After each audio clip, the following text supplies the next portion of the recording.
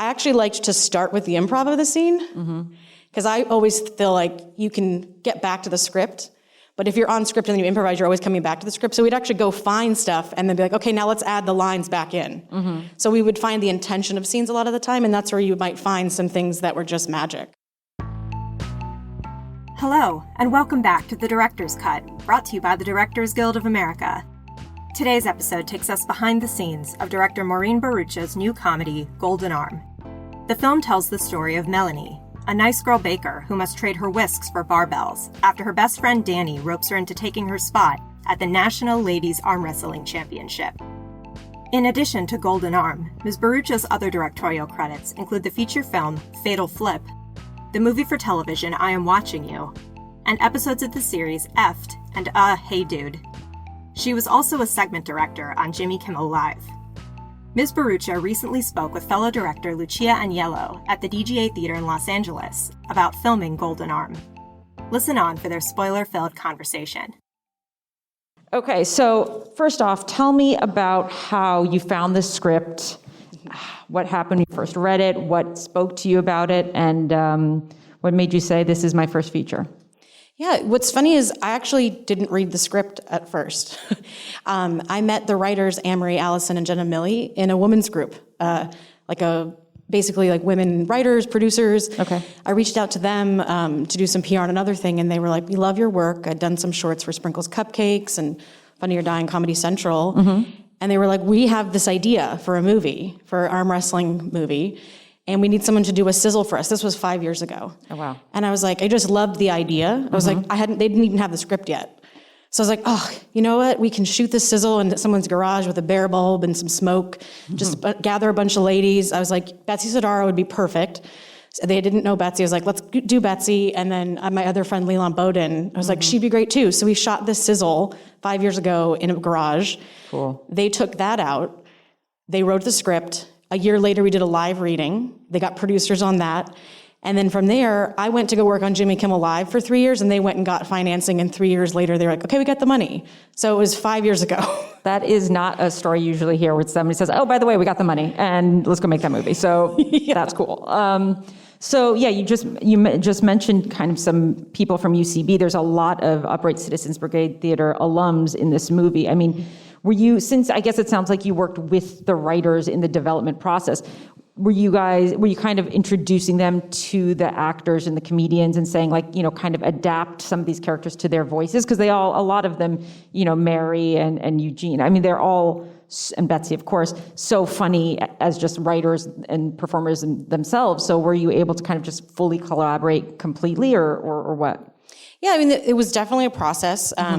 I definitely did introduce them a lot to this world because they were not in that comedy scene, so they didn't know everybody in there. The way it worked was they had the script, and we kind of worked a little bit. I gave notes the first round, and then once they kind of handed it over to me, I did my own pass. So originally, Breadwinner just won, or she became Golden Arm and just won, and I was like, oh, we need to have that classic down and out moment. So I added the arm break and everything at the end. I actually added the Jerry character. I was like, oh, we just need another layer of somebody that's not a main character, but just adds jokes when we need. Yep. And we changed a couple other things. I added the breadwinner. She was just freaked out to Golden Arm.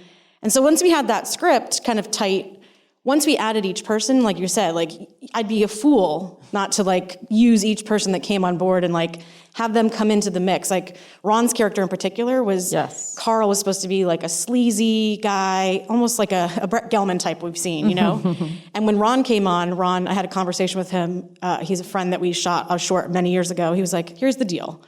I'll play it however you want to play it. He's like, but I see him as his mom was an arm wrestler. He loves strong women. He loves thick women. He's like, and now I'm just talking about myself. And I was like, 100%, we're pivoting Carl to be that. So Ron is just so likable and sweet and has just the best laugh. If you tried to make him a sleazy creep, it would just be a reach. Yeah. It was also why would this guy run this, arm wrestling match? You want to see someone that's supporting and being lovable, but, when him and Betsy, that was kind of their pitch too. It was they're like, what if we have this sexual chemistry that we never kiss, but we do everything but. So I was like, yeah, let's play with that. So for me, it was a lot of saying yes. It was everybody pitching ideas, and me just being like, yeah, that sounds great, and figuring out which things would fit, and like letting people play, but then also like keeping them, not go too far. Well, that's a huge thing, and I tend to work with a lot of improvisers as well. And you want to give people free rein to be funny, but you also often don't have time to let everybody go off. Like, was that something that you felt like? I've personally found like the best actors know how to improvise between the lines, and I mean, within kind of like you give them little bumpers as if you're bowling, and they kind of work within it. Did you find with so many incredibly talented performers that you kind of had to rein it in, or did you let them just kind of go wild and hope that it cut? It was like a mix of both. Like, because basically like, I mean, obviously like I love improv, I did UCB and I love improvising and I love improvisers, but yeah, sometimes you can go off the rails really fast and you're just like, I don't know where we are, it's so funny, but we're kind of off the story. What I really like to do with a lot of the scenes was in the morning, I would go and check in with Mary and Betsy in their dressing room, and we'd talk about the scenes that were going to happen for the day. And so even before we were on set, we were almost like improvising, talking. Yeah. And we would figure out like, if they had questions or this scene doesn't feel right. So we kept talking and communicating before we'd even get on set about like how we could change it, what we could do, what they would pitch there. Right. So every morning while they were getting ready, it was almost like we were doing the work before we even got on set. Right. So that when they got on set, they already knew which way to like improvise or, And then another way we did it, what was weird, and I think it did freak out some of the producers a little bit, was I actually liked to start with the improv of the scene. Because I always feel like you can get back to the script, but if you're on script and then you improvise, you're always coming back to the script. So we'd actually go find stuff and then be like, okay, now let's add the lines back in. So we would find the intention of scenes a lot of the time, and that's where you might find some things that were just magic. Right. And how much improvised stuff actually did end up in the final cut? I would say like a lot. Oh, really? A lot. But again, it was like some scenes were totally improvised. Some scenes were scenes that we would workshop in the morning and change and pivot and based on pitches. So I'd say like maybe 40% at least. Oh, wow. Yeah. And when you say that you improvise on the day, you mean like you would have a location and a scenario, and then just the dialogue would end up being fully improvised? Yeah, sometimes. I mean, so the baseball scene is a totally improvised scene. Okay. There was a different scripted scene, and what happened was that was supposed to take place at night. So we had shot like them kind of playing in the baseball scene in the day, and we're like, well, we got to wait till the night. We have magic hour. We got to shoot something. I see. So Mary was like, I have this like funny fantasy about like the hand thing, and I was like, this is great. Let's not tell Eugene what this fantasy is. Let's just shoot it. So we shot, and like, so that beginning of the part is like completely, Eugene didn't know what she was going to say. And then we rolled like 3 times, and so I would yell stuff like, now switch places. So, but that scene was something that we found, and in the end, we actually didn't even cut the scripted scene because that scene was so great, so it kind of replaced their like, at the end of the date scene. I think Eugene is a great example of somebody who really I mean, I've been watching him improvise for 15 years, and he's just so in the moment always. And I think you can really, for me, I really felt like I felt that on screen. Just like he's just an actor, just drops in and just so authentic and real. And I felt like you didn't spend so much time on their relationship, but I also felt like it completely was real, and I was fully in so quickly. And I really think that's a testament to Mary and Eugene being just so likable, because they're just great actors. But I think you can tell that they're great people, and you're like, yes, I'm rooting for them. Absolutely, endgame. And the other thing too is my brother who plays Jerry. Yes. What's so great about my brother is that he's a stand-up, and he's an actor in his own right. But he came and played Jerry for a week. He was only there for a week, oh, really? And then he stayed for an extra week just to be by my side by monitor and pitch jokes. Oh, cool. So he was pitching jokes, like, so the actors are all pitching jokes, crew was pitching jokes, my brother was by my side pitching jokes. So it just felt like everybody was like all hands on deck. And like one of Ahmed's favorite pitch joke lines is, I was born scared. So funny. It was just like, it was so fun because it was like everybody, if you had, best idea wins, best pitch wins. So, and everybody had that opportunity. Speaking of which, so your brother, I know, is a writer and actor. And what was going on in your house? What, your parents really into film or comedy? I mean, my mom's out there. Oh, congratulations. Really good job. It's funny. It's me, my brother, and I have a sister. And I think of my parents as big movie buffs, right? Like, went to the movies all the time. My mom is obsessed with classical Hollywood. My dad likes Westerns and more silly things. My mom hates my dad's kind of movies that he likes. So I always I think of my parents as big movie buffs, but what's funny is my younger sister's like, no, they aren't. And I'm like, oh, maybe I just clicked into that, and my sister, that went over her head. Like, It didn't. So there was something about what they did when we were younger about going to the movies or just love, like my mom and I would watch I Love Lucy. And I think to me, like the scene where they break their arm, like when we were shooting that, I'm like, this is like Lucy and Ethel. Totally. It's like gagging, laughing, crying all at the same time. So I think it was just like a love of, I would watch all the Hitchcock movies with my mom before I was 10. Mm-hmm. So just having like an appreciation for film and for the joy of like going to the movies, I think. And what about this sports genre film thing? Was that something that you've always kind of been interested in, or is the story really just what brought you into the genre, or have you been like loving? I mean, it was funny is that I did play sports growing up, but I was never like, I love sports, but I love sports movies. Mm-hmm. And I think like, stories, right? Slapshot is one of my favorites. Mm-hmm. So you're like, oh, there's like a little bit of Slapshot in there. There's like, I feel like a certain age, you're like The Sandlot, like Rookie of the Year, Mighty Ducks. Yeah. And even, I don't know, like, yeah. So I love genre in general. So the idea of doing something that you haven't seen was great. And if you think about it, there's really only a handful of movies in the canon of sports movies that actually involve women. Like, it's true. Really, like there you really can count on your hand. Yeah. That are comedies. Right. The process I've found that sometimes you'll be trying to make something, you have your vision of what you want it to be, and then some things maybe don't live up to what you had in your mind, and some things are better than you imagined. Mm-hmm. Let's not talk about the stuff that's not as good as you thought it was going to be. What did you find in the end where you're like, I could not have imagined that was going to go that well, whether it's an actor or a location or a scene or just even a moment that kind of surpassed what you kind of envisioned? I mean, I think my favorite scene in the movie is the arm break where they're in the back of the room. And I think when I was watching that, I was like crying and laughing. And again, my brother was by my side and we were just like, this is it. This is the movie. Like, this is the scene that captures everything that we're trying to do. So I feel like that scene in particular always makes me tear up. But I think like one thing is Big Sexy's lair. What's so great is that originally it's supposed to take place on a rooftop. But we shot in Oklahoma in the summer. So it was like 105 degrees. So we were like, Dot Jones had come in. She had just had shoulder surgery. So we were like, we can't keep her out in the sun for like 4 hours shooting. So we actually found this garage in the basement of the place we were going to shoot. Wow. And we're like, the production value in this garage is like unbelievable. I noticed that immediately when I saw it. I was like, this location is incredible. So you're saying the production designer you just kind of walked downstairs and that's what you found? When we were scouting, we were up at the roof and me and her went down, and Wendy Samuels is the production designer. She was like, are you kidding me? Like, we had to shoot in here. That's amazing. She was like, there's an old car, like, we just had to cover some signs, but that was like a garage that we found in the location we were supposed to shoot on the roof. She was, Big Sexy is one of my favorite characters. I mean, her name is Dot Marie Jones. Yeah, I mean, was that somebody that they were or you guys were writing towards, or did you find her in casting? What was the casting process for her? So what's great is like, it's that kind of thing where the light shined on her right at the moment we needed it to. Because that character was like, it's really important, you know, and we went through a lot of iterations of what she should be. And when Dawn Luby, who plays Tessie, joined on, she was like, well, Maureen, you know that Dot Jones is a real arm wrestler in real life.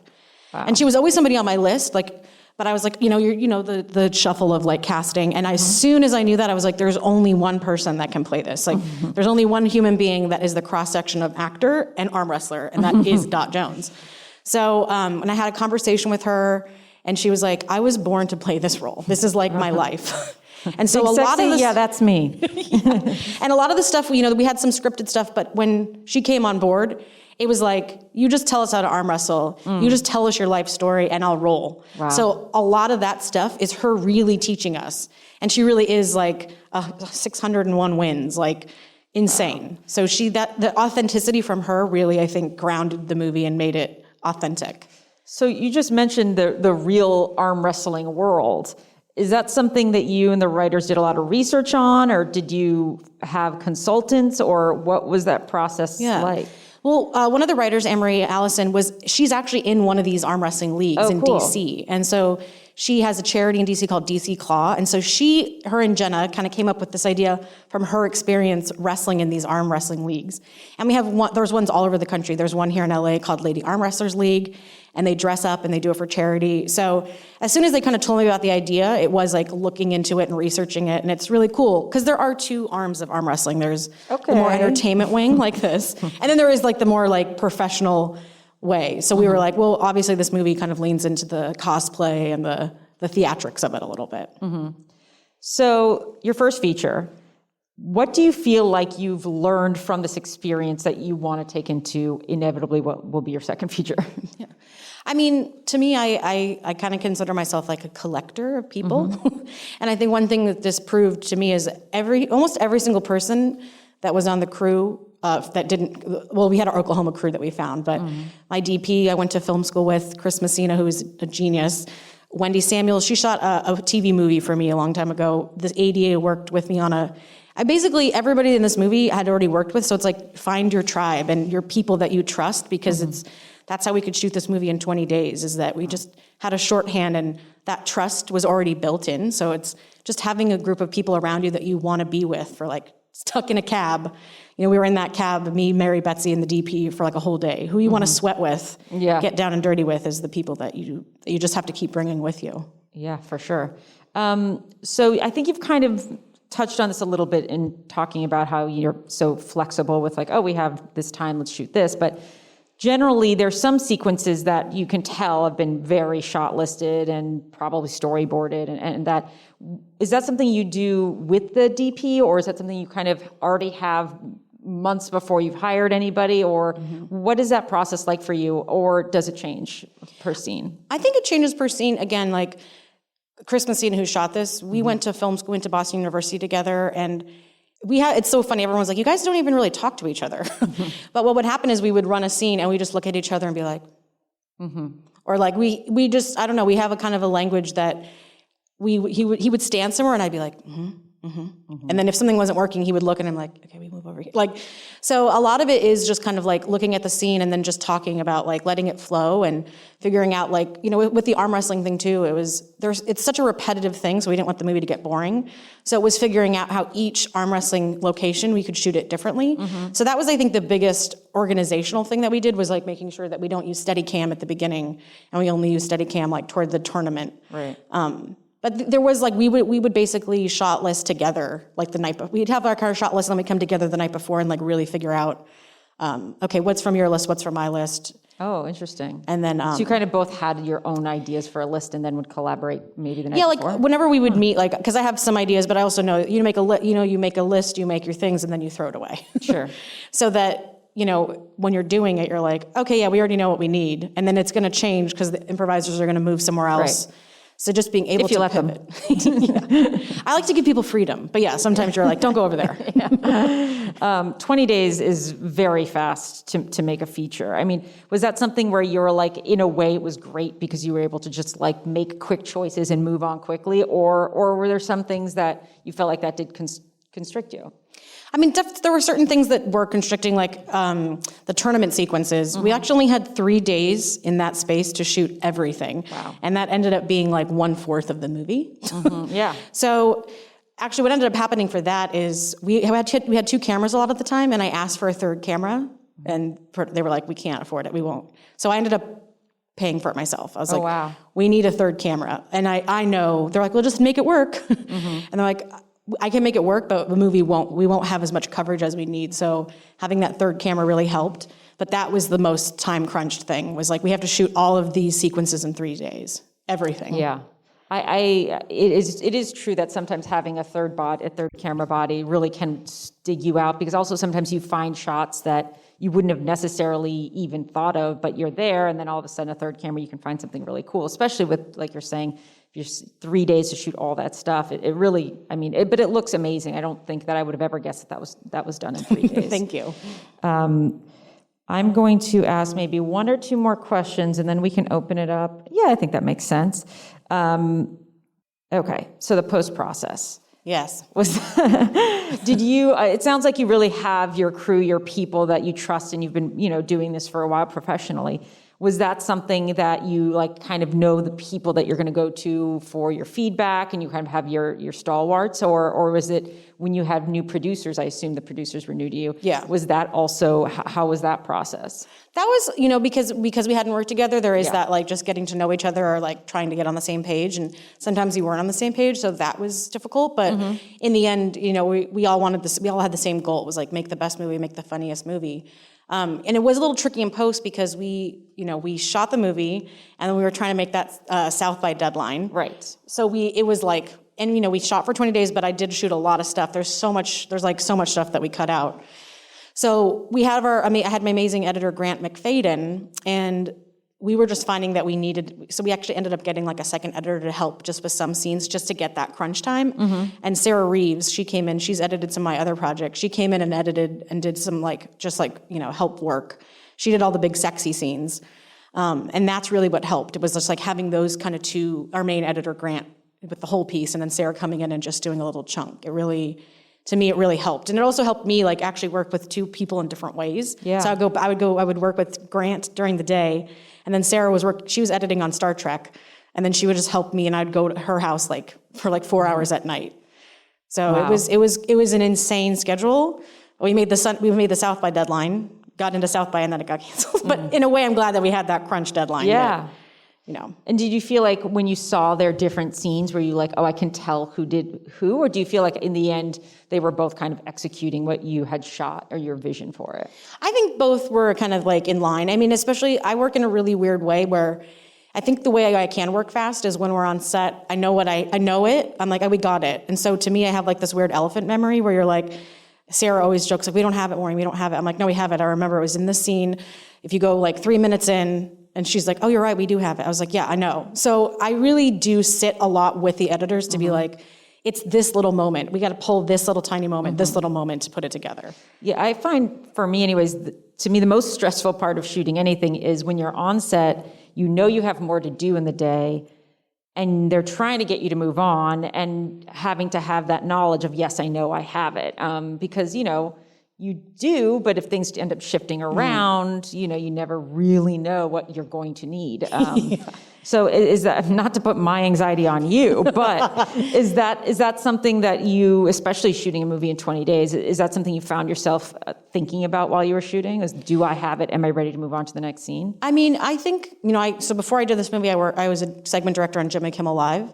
So I think that working on that show where you're getting your assignment, you're shooting everything day of, you're getting to your editor that day, you're getting Jimmy a cut by 4 or 4:30, he's gonna go back and forth with notes and you're done at 5. I think that training really teaches you to like trust your gut and like, you just have to shoot it and know what you get, because if in the edit, Jimmy wants something different, you have to give it to him because you only had that much time. So I didn't spend a lot of time, I mean, it's also why I think I like working in 20 days, because you're not overthinking things and you really are just trusting your gut. And one scene in particular, it wasn't even a producer, it was actually Mary. It was the scene between Betsy and Mary where they have their fight, the Tails fight. Yes, we had to shoot that so fast because we were trying to get the sunset for another shot. And Mary was like, she was worried. She's like, do you think we got, like, I was like, okay, moving on. And she's like, did you get, I was like, I 100% know we got it. Yeah. And it was just also like wanting to make her feel too, I know we did get it. And making her feel and know that like, don't worry, we got it. And that's also talking with the actors, being like, don't worry, I won't move on until I know we've got it. Because they're in the middle of it, we're rushing and. Right. But I also think that's what made that scene great, was that they weren't overthinking that scene either. Did you cross shoot that scene? No. Wow. It felt like you did. Yeah. So we only had 2 cameras for we mostly had one, and we were only a few times where we had 2 cameras. Was the tournament scene, and then maybe I think we had 2 cameras 4 days of the 20 days. So if a scene like that, I have to assume a fair amount of it was improvised with the amount of screaming back about your tail is actually a dick, etc. So did you rely on your script supervisor to remind you once you turned around, like, here's what you said on the other side, or did you have the actors watch dailies to remember what they did, or you just kind of, basically... Again, I have a weird elephant memory where sometimes, and I think I use improv in a weird way. I don't actually like to shoot cross coverage of improv, because I think then you get locked in so much to those things, but it's almost like you might run an improv in a wide and then be like, this is what I liked from that improv, and then I'll feed them back those lines when we go to their coverage. So, and then you can riff off that and you still have coverage on the other side to add in or edit it. And again, I think that might be from my Jimmy Kimmel days, because when you shoot on that show, you actually don't shoot cross coverage of Jimmy and Guillermo, you always shoot Jimmy in a shot. So you almost do weird coverage, not the standard kind of cross covering of a comedy scene. Right. The scenes that we obviously did do cross shooting was in the car, in the cab. Yes. I assume so. Yeah. It was just 2 in the cab? It was just 2. Okay. Yeah. Well, it looked great. What do you feel like you would want to do next, having done kind of a sports genre, buddy, love, comedy thing? Is there something that you feel like you're like, oh, I love telling like a friendship story again, or do you want to completely toss it off and just start to do sci-fi or some other genre, or did you feel like coming from this, you want to do more of this kind of stories? I mean, I really kind of, it depends on the story. Actually, during the quarantine, me and Mary and Betsy wrote a new movie together. Oh, really? It was kind of the thing that saved me. Like, we kind of, after this movie, we want to just keep making, the movies with our friends and almost do that model of like Ryan Murphy, but in movies, where like you just take the same people and make a different genre or different things. So we actually wrote like a comedy thriller. Oh, cool. We met every week during the pandemic we met, and we have a script that we're doing. So that's the next thing that I really want to do. But I love genre, so kind of like maybe a sci-fi. I talked about Ron and Eugene. I'm like, we need like a buddy movie for you guys.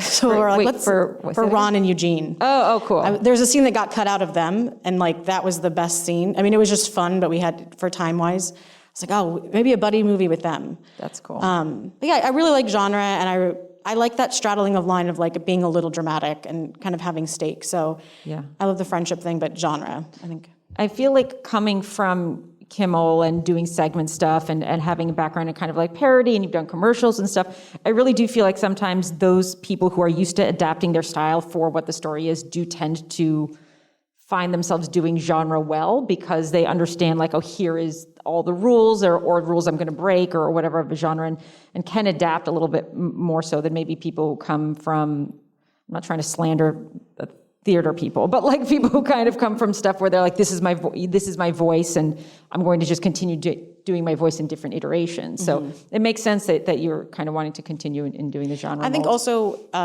because I come from, my mom's Irish Catholic, my dad's like Pakistani Indian Muslim, I feel like I really do gravitate toward people that are conflicted or between these two worlds. So I do gravitate toward kind of like that weird underdog, or just feeling conflicted or straddling that line between worlds. And I think that's also why I like genre mixing. Yeah. It is almost like I like playing in tones that are two different things that actually they work together. Yeah. And that might be just from my weird background. Yeah. Feeling conflicted and torn growing up. Well, tension breeds comedy often, so that makes sense. Okay, this is just, I'm asking you a question that I was just thinking about the scones. In the end, what do you think is going to happen when that woman comes back into the cafe and throws the scone away again? What is Mary going to do? I actually think Mary's moved on. I don't think she has her bakery anymore. Okay. I think now she can travel the world and still bake for people. But I see, because I did want her to beat her up, but I guess that's not happening. She's moved past her. Actually, a lot of people are like, whatever happened to Steve and the scone lady? Well, I guess it's just, there's something cathartic there about this, but I guess get her right. comeuppance. Move on, right? So that's cool that you want to kind of continue to make things with this group of people. Do you feel like that really is kind of, you're like, when you're talking to whoever your reps or whatever, you're like, no, I really just want to figure out my financing for this next thing we're making? That's like right now, we're trying to figure out that movie. Supposed to be starting another movie in a month, which is we're in talks. Another kind of indie, that's like an indie comedy thriller again. So it seems like maybe a comedy thriller will be either the one that me and Mary and Betsy wrote or this other one. I mean, I love that. I'm down to watch those people do absolutely anything for as long as I personally live. Okay, so you did a lot of 20 days. Wow. I've also been doing some TV, trying to get into episodic. You're saying you're trying to? I just did Drama Club. I just did my first episodes of television, so that's really fun too. Okay, well, I'm just going to talk about that for a second then. So when you come into something like episodic television, I've done it a little bit, but I haven't done it a lot for my own reasons, but this isn't about me. Do you feel like you really like watching another person's TV show and being like, okay, here's the tone, here's the style I love, again, because you kind of come from, adapting your voice. Do you enjoy being like, great, I can execute this and learn things from that process and just use those tools in my arsenal? I think ultimately features is my first love. I just love the idea of bringing all the creatives and getting together and mind melding and just bouncing ideas off and that creativity and being on set and finding nuggets of magic and being like, that's the movie, that's this discovering is the most exciting for me. So I feel like movies is always my first love. Okay. But I also really love TV, and I do think it's a really fun idea, especially on Drama Club, that is it is kind of genre-y. It's and I had a really cool episode called the Slumber Games, where it was kind of a parody of Hunger Games, but with middle school kids playing Capture the Flag. So it is fun to have that challenge of being like, what do you want? And trying to interpret that person's vision into mine. And so I think that just makes me better for the next movie that I do, is trying to work within somebody else's playground and figuring out what they want me to do. I'm like, okay, how can I interpret what you want? Right. And you can always find a new crew person or new actor, somebody that inspires you, and bring them onto your... Actually, the guy that my friend Chris can't shoot the next movie next month, so the DP from Drama Club, I was like, you are really cool. And so I have asked him to come do this movie. Very so cool. It was like I wouldn't have met him unless I did Drama Club. I love it. All right. Well, thank you guys all so much for joining. Thank you. Do you want to do a quick plug for how people can tell other people to see the movie? Oh, yeah. I mean, it's available on iTunes and Amazon to rent. You can buy it on iTunes as well.